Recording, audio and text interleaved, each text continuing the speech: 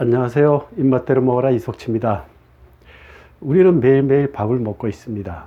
그때마다 맛있는 반찬을 골라 먹으려고 하고 있습니다. 아무래도 내 입맛에 맞는 것이 먹고 나면 기분도 좋기 때문이죠. 그래서 우리가 맛있는 걸 먹으면 맛있다. 근데 어떤 사람은 맛이 없다. 똑같은 음식 갖고도 그럴 수 있죠. 근데 맛있다는 건 도대체 무엇일까요? 맛있다. 맛이 있다는 거죠. 모든 음식에는 맛을 갖고 있습니다. 맛뿐만 아니라 음식에는 고유한 색도 있고 향도 있습니다. 우리가 매일매일 접하는 음식인데 음식에 맛과 향과 색은 있는데 이것보다는 우리는 영양 위주로 식사를 하고 있죠. 그러면 이 맛이라는 게 도대체 뭘까요? 우리가 음식은 물질로 분석할 때는 영양, 칼로리, 어떤 성분 같은 것을 나타낼 수 있지만 색이나 향은 맛은 비물질입니다. 그래서 영양처럼 분석을 할 수가 없죠. 그러면 이 색과 맛과 향은 어떠한 작용을 할까요? 우리가 맛있다 할 때 그 맛이 바로 그 음식이 갖고 있는 맛을 얘기하는 겁니다. 근데 우리는 누구나 입맛이 다르죠. 왜 입맛이 다를까요? 그것은 사람마다 체질이 다르기 때문입니다. 체질은 바로 사람은 태어날 때부터 어떤 장기는 크고 어떤 장기는 약하다. 이 뜻입니다. 어떤 체질이냐에 따라서 어떤 장기가 약한지를 알 수가 있죠. 요새 유행하는 우한폐렴, 즉 신종 코로나 바이러스도 호흡기 질환이기 때문에 이미 체질적으로 폐가 약하게 태어난 체질은 사람은 호흡기 질환에 더 취약할 수가 있다 할 수 있겠죠. 예를 들면 태음인 같은 경우라 할 수 있겠습니다. 태음인은 간대 폐소라고 하죠. 간은 크고 폐는 약하다. 그러면 사람마다 입맛이 다른데 어떤 장기는 크고 어떤 장기가 약하다면은 맛과 무슨 관련이 있을까요? 맛에는 크게 5미가 있죠. 시고, 쓰고, 달고, 맵고. 우리는 오장육부가 있죠. 바로 이 맛이 오장육부하고 아주 중요한 관계가 있습니다. 동양의학에서 기미론이라고 있습니다. 그 음식이 갖고 있는 기운과 맛을 굉장히 중요하게 생각하고 있죠. 그 기미론에 따르면 신맛 나는 것은 간을 좋게 한다 그랬습니다.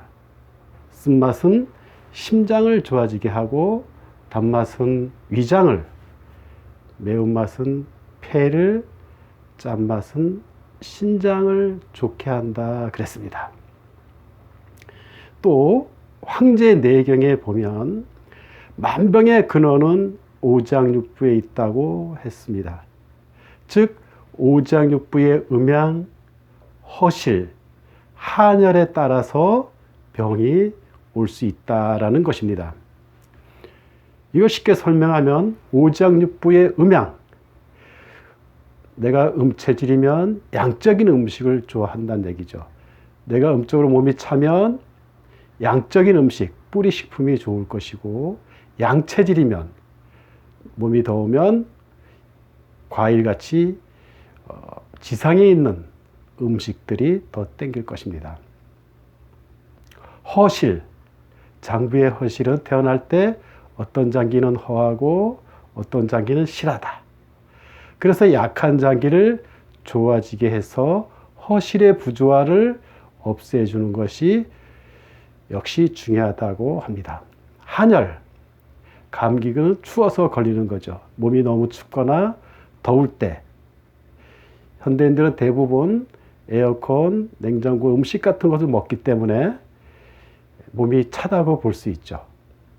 특히 암 환자가 몸이 차다 하는 것도 현대인들이 항상 접하는 그런 문명의 이익이기 때문에 그렇다라고 할 수도 있습니다. 어쨌든 황제 내경에서는 만병의 근원은 오장육부의 음양, 허실, 한열에 있다고 했습니다. 그러면 태어날 때부터 허실, 어떤 장기가 크고 어떤 장기가 약하다면 그걸 어떻게 해야 될까? 약한 장기를 보호해야 되는데 그 보호하는 것이 바로 맛입니다. 아까 말씀드린 기미론처럼 간이 약할 땐 신맛으로 보호하고 심장이 약할 때는 쓴맛으로 보호해라. 바로 이 뜻입니다. 그런데 다행스럽게도 간이 약한 사람은 신 것을 좋아하고 심장이 약한 사람은 쓴 것을 좋아합니다. 물론 위장이 약한 사람은 단맛을, 폐가 약한 사람은 매운 것을, 신장이 약한 사람은 짠맛을 좋아합니다.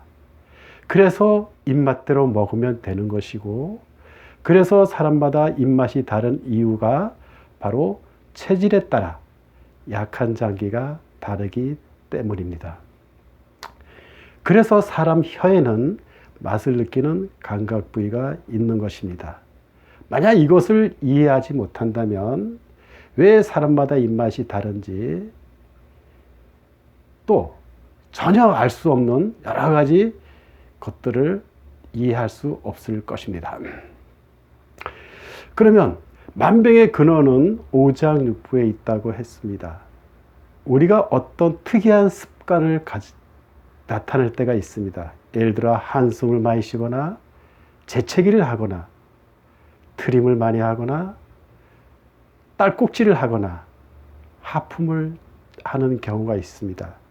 이것도 역시 황제 내경의 이론에 의하면 한숨을 잘 쉬는 사람은 간이 약해서 그렇습니다. 3살짜리가 한숨을 쉬는데 걱정거리가 있어서 쉬는 건 아니겠죠. 바로 간이 약해지면 한숨을 쉽니다. 그때는 아까 말씀드린 간을 좋아지게 하는 음식, 신맛 나는 것이라 했기 때문에 매실이나 오미자차 같은 것을 마시면 한숨 쉬는 게 없어집니다. 딸꾹질을 자주 하는 사람이 있습니다. 심장이 약해서 그렇습니다. 심장을 좋아지게 하는 것은 쓴맛 나는 쉽게 커피 같은 것이 있겠죠. 딸꾹질 할 때는 커피 한 잔을 한번 들어보십시오. 금방 딸꾹질이 멈출 것입니다. 평소에 트림을 많이 하는 사람이 있다면 위가 약한 사람입니다. 그때는 위를 좋아지게 하는 음식이 단맛이라 했기 때문에 꿀차, 호박, 대추차 같은 것을 평소에 먹는 것이 좋습니다. 만약에 하품을 많이 한다면 신장 방광이 약해서 그렇습니다. 이때는 짭짤한 음식인 젓갈, 미역, 된장국 이런 것이 좋습니다. 또 오장육부가 약하면 어떤 특이한 습관 외에도 정신적으로도 불편한 이상한 증상들을 나타날 수 있습니다. 예를 들어 화를 잘 내는 사람은 간이 약해서 그렇습니다. 막 욕하고 싶고 패 죽이고 싶고 더럽다고 결침을 뱉고, 이러한 것은 간이 약해졌을 때 나도 모르게 나오는 증상들입니다. 이때도 역시 마찬가지로 간을 좋아지는 음식이 신맛이라 했기 때문에 매실이나 오미자 같은 차 같은 것을 마시면 마음이 풀어지고 그런 마음들이 서서히 없어집니다. 아무 데서나 깔깔깔 웃고 버릇없이 반말하고 무례하게 하는 것은 심장이 약해서 그렇습니다. 심장을 튼튼하게 하는 쓴맛 나는 음식, 고들빼기, 쓴바기, 도라지, 쑥, 커피 같은 것 중에서 내가 좋아하는 것 위주로 먹다 보면 심장이 좋아져서 그러한 증상들이 없어지게 됩니다. 위장이 약하면 쓸데없는 의심을 많이 합니다. 의처증이 심해지고 공상망상을 하고 잠을 잘 때도 귀아집을 열채고 숨을 채고 쥐었다 부섰다 합니다. 이런 것은 위장을 튼튼하게 하는 단맛 나는 음식을 꾸준히 먹게 되면 위가 좋아지면 공상망상도 없어집니다. 괜히 마음이 우울하고 슬프고 비관하고 죽고 싶고 이런 사람은 폐가 약해서 그렇습니다.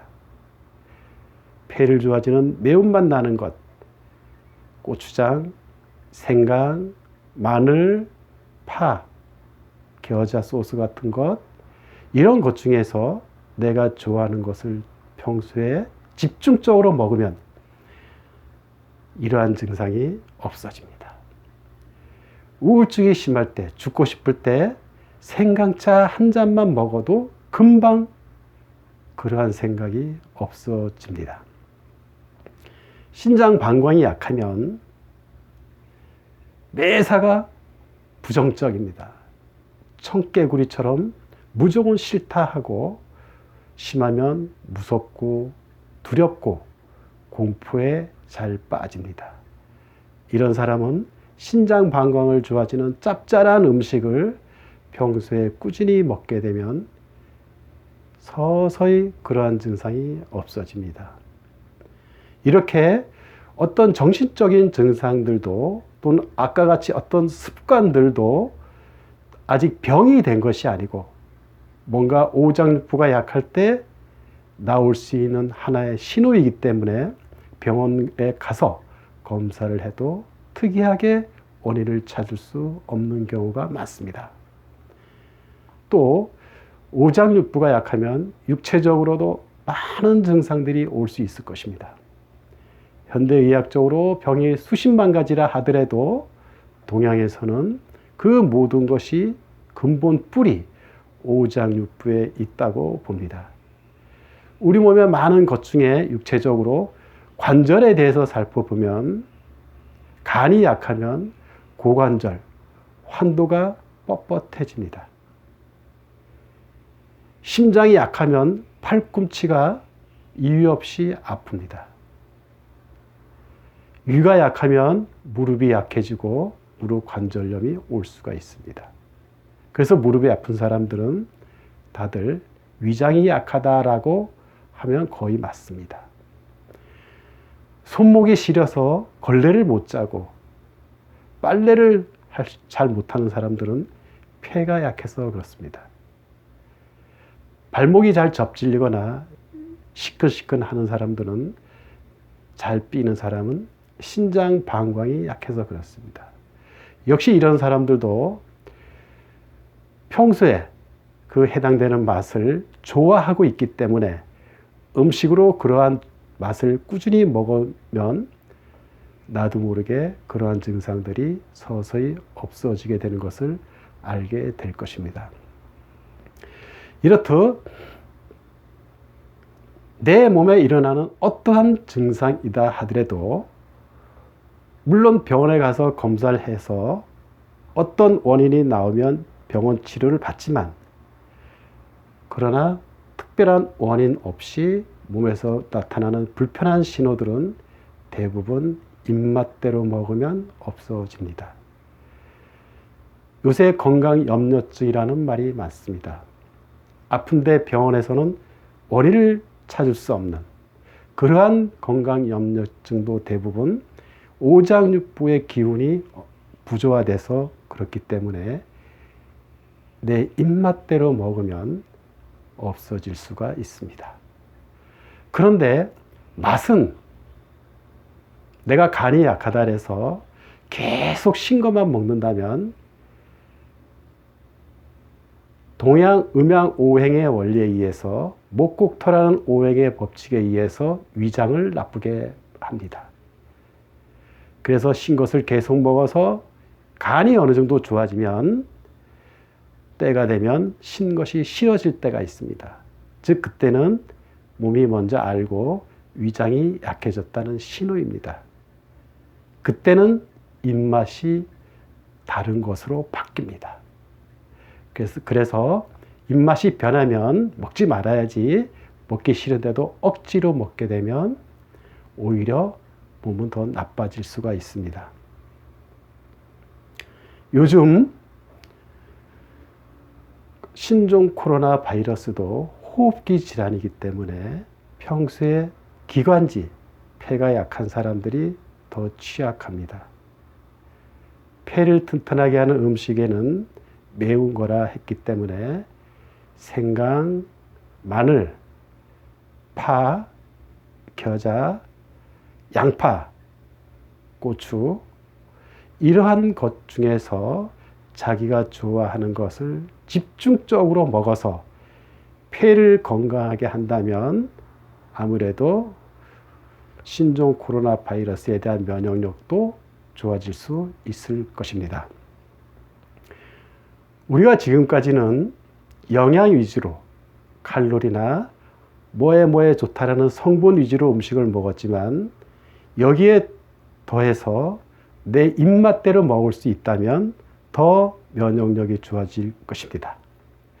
그래서 우리가 건강한 밥상 할 때는 바로 이런 오미를 골고루 갖춘 식단이라 할 수 있을 것입니다. 밥이 보약입니다. 밥은 맛으로 드시는 것이 오히려 더 좋습니다.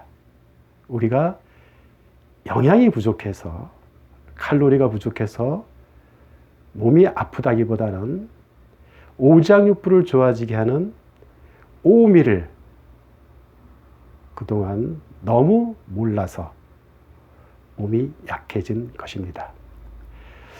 이제 맛에 대한 강의를 시작했습니다. 앞으로 많은 사례들을 갖고 맛이 우리 몸에서 얼마나 중요한지, 맛이 약보다 더 빠를 수 있다는 것을 체험하시게 될 것입니다.